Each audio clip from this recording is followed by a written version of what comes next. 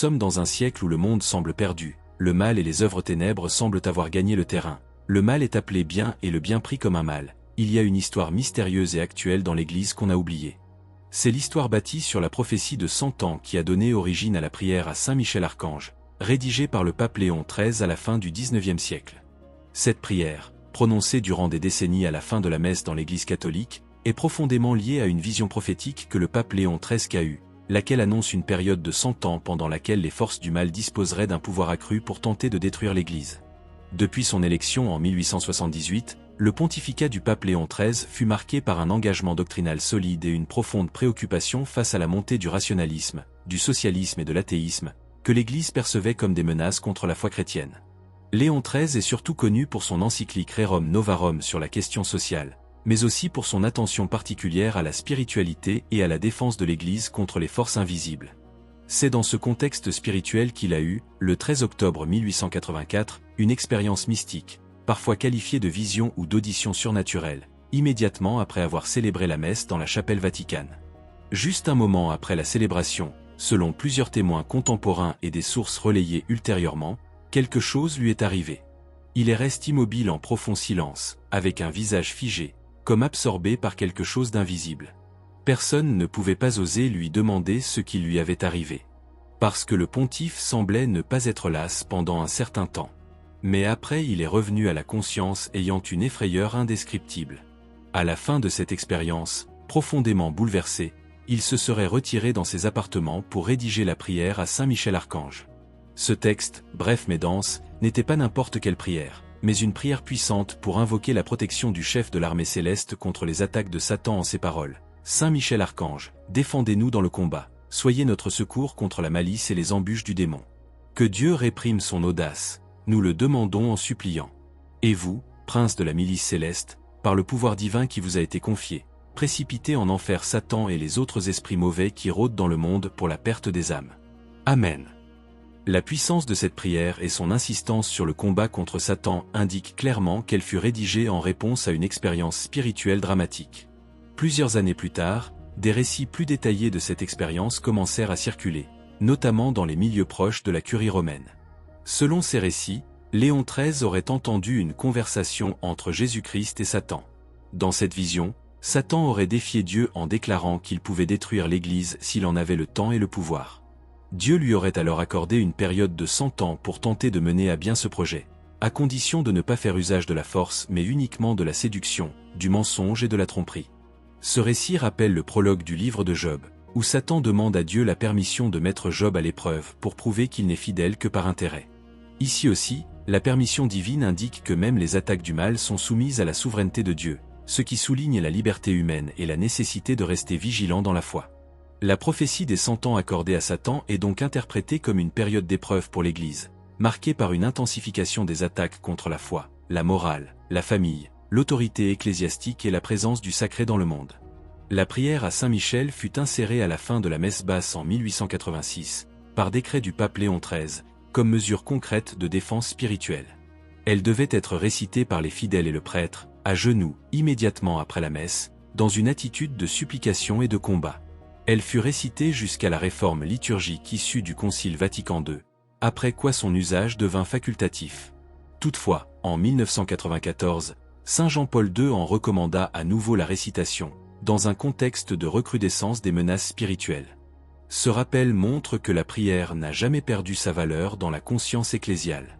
Concernant la prophétie des 100 ans, plusieurs analystes et théologiens se sont interrogés sur le calendrier exact de cette période. Si l'on considère l'année 1884 comme point de départ, la période se terminerait autour de 1984.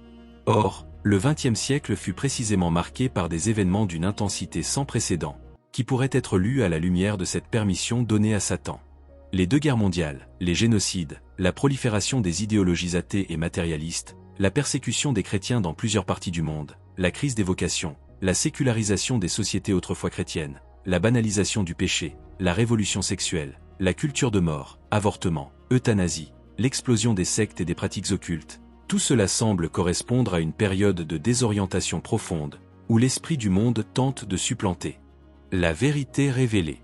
Un autre lien remarquable concerne les apparitions de la Vierge Marie au cours du XXe siècle, notamment à Fatima en 1917.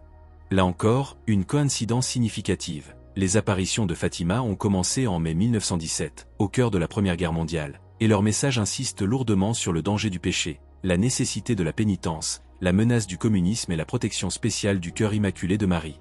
Dans la vision du 13 juillet 1917, les enfants de Fatima voient l'enfer et entendent la Vierge annoncer que la Russie répandra ses erreurs à travers le monde, provoquant guerre, famine et persécution contre l'Église.